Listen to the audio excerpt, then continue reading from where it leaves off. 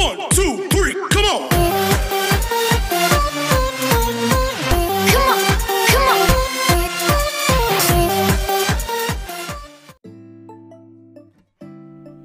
So yun na nga mga sir, ito yung Evo 2 natin, Evo 2 renovation.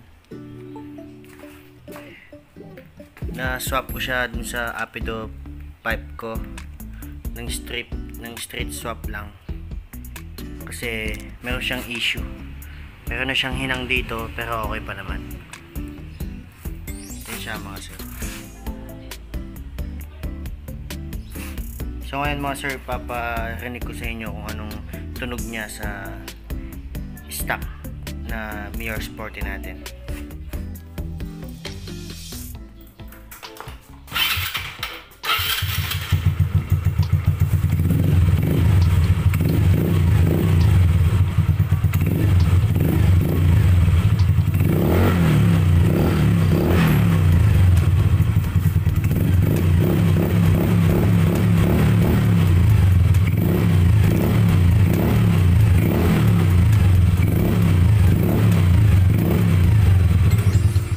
Mga sir, yun ang tunog niya.